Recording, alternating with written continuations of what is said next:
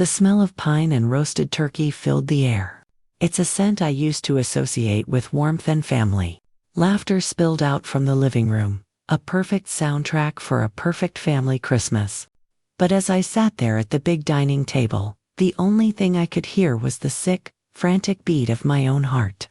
I watched my mother, her face glowing with a kind of theatrical pride, hand out these beautifully wrapped gifts to everyone. My brother, my sister-in-law, my dad, even cousins we saw maybe twice a year, and then there was me, empty-handed. The festive red and green paper was just a blur, a sharp contrast to the cold knot twisting in my stomach. The silence where a gift for me should have been was deafening.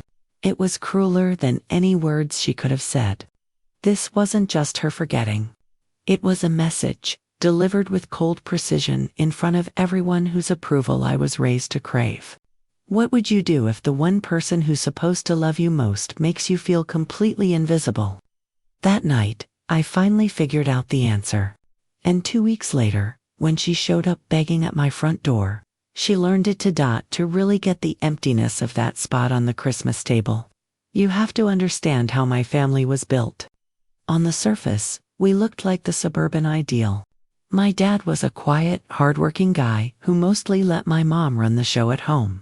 My mom, Linda, was the star of that show, the charismatic matriarch who orchestrated all our lives with a flair for the dramatic and an iron will. And then there were the kids, Mark, the golden boy, Sarah, the princess. And me, Lena. I was the foundation. You don't see it, you don't celebrate it, but you can't live without it. From the time I was little, my role was just responsibility. While Mark was getting signed up for every sport you can imagine, with expensive gear and travel costs that were never an issue, I was the one who had to get straight A's and help around the house, no questions asked. When Sarah had her teenage dramas, crying over some boy who didn't call her back, I was the one sent in with a cup of tea to be the therapist. My mom didn't have the patience to be. My own achievements were always met with a quick, "Oh, that's nice, dear," before the conversation would swing right back to Mark's new trophy or Sarah's upcoming dance recital. It was all built on this subtle, toxic favoritism. I was the responsible one, the old soul, the easy child. These weren't compliments. They were labels that gave them an excuse to not pay attention to me. Justifications for neglect. I didn't need the same investment emotionally or financially because I could take care of myself. I learned pretty early on that my needs were an inconvenience. When I was 10, I won the regional spelling bee. I remember running into the kitchen, so proud, clutching that blue ribbon. My mom was on the phone, organizing carpools for Mark's soccer team. I waited, practically vibrating with excitement. When she finally hung up, she just glanced at the ribbon and said, "Oh, wonderful, Lena. Now can you please set the table? Sarah's friend is staying for dinner and I'm in a total tizzy." That ribbon ended up in a drawer. Its bright blue color just became a dull reminder of a victory only I seemed to care about. As we got older, the gap just got wider. Mark went to a private university out of state, a huge expense that was just framed as a necessary investment in his future. Sarah got a brand new car for her 18th birthday to keep her safe. When it was my turn for college, suddenly the conversation was all about fiscal responsibility and in-state tuition. My mom would always say they didn't have favorites. They just gave each kid what they needed. The message was loud and clear. Mark and Sarah needed success handed to them. I, apparently, needed to build the silver platter myself, so I did. I worked 2 jobs all through state college. My hands were raw from washing dishes, and my eyes burned from studying all night. I graduated with honors and without a single penny of debt, which I was incredibly proud of. I moved to the city, about an hour away, and started my career as a financial analyst. I was good at it. All those years of quietly calculating the unfairness in my own family made me pretty good with numbers. I bought a small condo, filled it with second-hand furniture I fixed up myself, and built a life that was quiet, stable, and completely my own. But I was still the family crisis manager. When my dad had a health scare, I was the one researching doctors and sitting in waiting rooms. Because Mark was too busy with work and Sarah was too emotional. When my mom wanted to renovate her kitchen, she called me for advice, which really meant she wanted me to make a budget that would magically give her granite countertops for the price of laminate. I was the family's financial planner, therapist, and assistant, all rolled into one unpaid, unthanked job. They didn't value me, they valued what I could do for them. I remember my 30th birthday. Just the year before that Christmas, Mark and his wife Jessica had just announced they were pregnant. My parents threw them this huge party with catering and a professional photographer. My birthday was the next weekend. I got a text from my mom, "Happy birthday. So swamped after the party. Let's catch up soon." That was it. No call, no card. When I saw her a week later, she handed me a crumpled gift bag with a clearance bin scented candle inside. "Oh, this was for you," she said. It completely slipped my mind. It wasn't about the gift. It was the complete lack of thought. It was just more proof that I was, and always would be, an afterthought. That little, thoughtless candle was a turning point. It was when I finally stopped hoping things would change. I didn't cut them off, not yet. But I started pulling back. I stopped offering to help. I let their calls go to voicemail. I was building a small wall around the life I'd worked so hard to create for myself. It was my own quiet little rebellion. I thought that was enough. I had no idea my mother was about to take a wrecking ball to that wall in front of everyone. Christmas Eve at my parents' house was always a production, and this year was no different. The place was decorated within an inch of its life. My mother, Linda, was in her element, flitting around like a movie director. Sighing about how much work it all was, Mark and his very pregnant wife, Jessica, arrived first, and my mom just swarmed them. Fussing over Jessica and praising Mark, then my aunt and uncle and their kids. Finally, my dad's sister, Aunt Susan, a quiet woman I always liked, showed up. The air was thick with cinnamon potpourri and fake holiday cheer. I just found a corner and tried to disappear with a glass of wine. Dinner was a huge feast, as always. Turkey, ham, and about a dozen side dishes, most of which I'd made after my mom called in a panic 2 days before, claiming she was simply too overwhelmed. At the table, my mom held court, telling stories about Mark's big promotion and my sister Sarah's expensive trip to Italy. Sarah wasn't even there. She was with her husband's family, which my mom loudly declared a tragedy. After dessert, my mom clapped her hands. "Present time," she announced. We all moved to the living room, where a mountain of gifts sat under the tree. This was my mother's favorite part. It wasn't about giving. It was a performance to show how thoughtful and generous she was. She sat on the floor like a queen, handing out each gift with a dramatic flourish. To Mark, my wonderful son, she could, handing him a box with a top-of-a-line laptop he'd mentioned wanting. And for my darling daughter, Jessica, who is carrying my precious grandbaby, she continued. Jessica opened a gift certificate for prenatal massages and a ridiculously expensive baby monitor.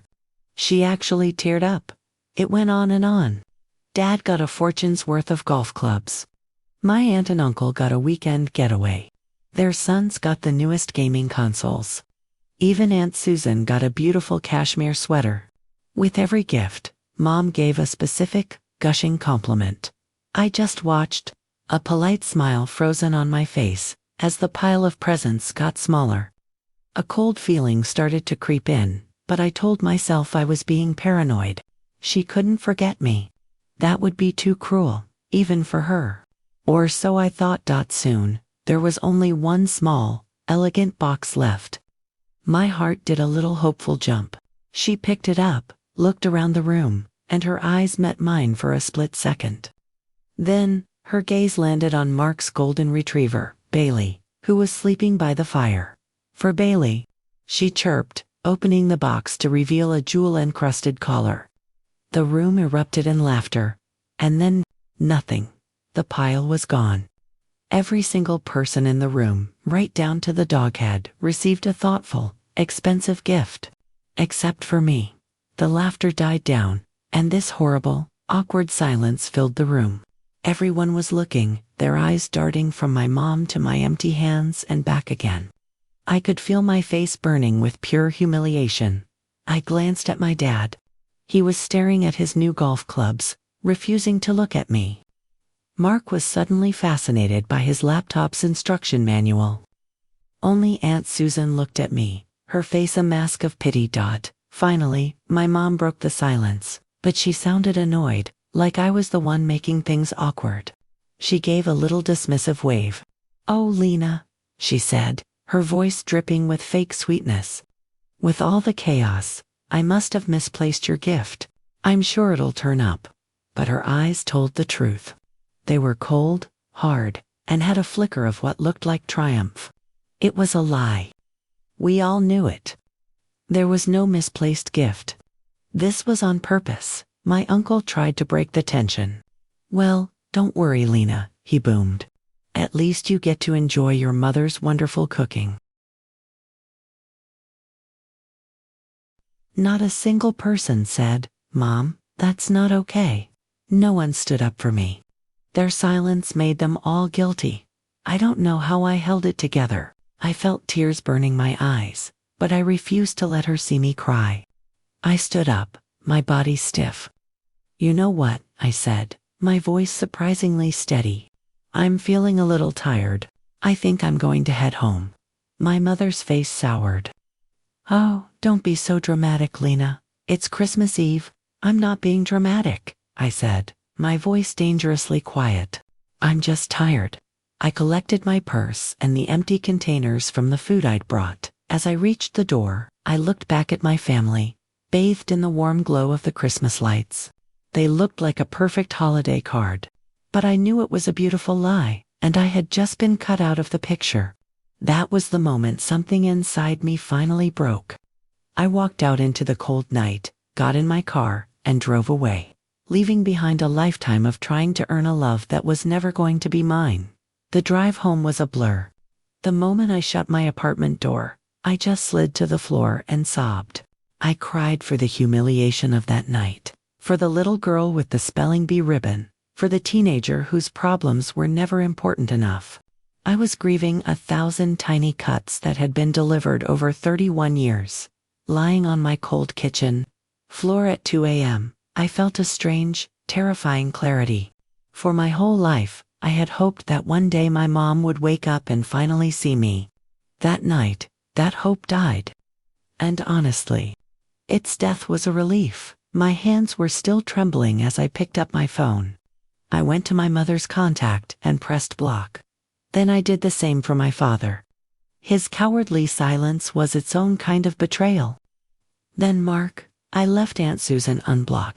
Her look of pity felt like the only real thing in that room. I turned my phone off and fell into the deepest sleep I'd had in years. It felt like cutting off a diseased limb, agonizing, but necessary for survival. The next 2 weeks were strange. For the first time, my life was quiet. I didn't have that constant, low-grade anxiety about my family buzzing in the back of my head. After a few days, a feeling of deep peace started to settle in. I reconnected with friends. I started painting again. I was learning to exist just for myself. It was during this time that I decided to take a risk. I'd been researching this small tech startup for months. My analysis, my gut, everything told me it was a winner. The old cautious Lena would have never done it. But the new Lena, the one who had nothing left to lose, logged into her brokerage account and invested a life-changing amount of money. It was a bet on myself. Meanwhile, a storm was brewing in the world I'd just left, and I had no idea. The consequences were coming for my mother, and they were a direct result of her own actions. See, my mother's extravagant lifestyle was a house of cards. What no one knew was that she'd been secretly funneling money from my father's retirement account into high-risk get-rich-quick schemes. She was convinced she was about to hit a massive payday. The expensive Christmas gifts weren't paid for with savings. They were paid for with the money my dad had saved for their old age. She planned to replace it all, and then some. But the whole thing was a sham. Right after New Year's, it all collapsed. The investment firm was a shell company. The money over $200,000 was just gone. My father found out when he got his quarterly statement. The man who had avoided confrontation his entire life finally snapped. As Aunt Susan told me later, the fight was catastrophic. It wasn't just about the money. It was about decades of lies. He saw that my mother's love for him was just as conditional as her love for me. He told her to get out. That same day, he packed a suitcase, put it on the front porch, and changed the locks. My mother, who had built her whole identity around being the perfect wife in the perfect house, was suddenly homeless. She called Mark and Sarah, of course. But Mark and Jessica, with a baby coming, claimed they had no room and no spare cash. Sarah and her husband didn't want their dramatic mother-in-law living with them. The golden children, who had benefited their whole lives from her favoritism, turned their backs on her the second she became a liability. She couch-surfed with reluctant friends for 2 weeks, her world getting smaller every day. She had spent a lifetime creating this image of a beloved matriarch, only to find out it was all a fake. She had no one, well, almost no one. There was one last person. The daughter she had publicly humiliated. And that's how, on a cold Tuesday night, exactly 2 weeks after Christmas, my mother ended up at my door. The knock on my door was hesitant, then a little more insistent. I wasn't expecting anyone. I peeked through the peephole, and my heart just stopped. It was my mother, but a version of her I'd never seen.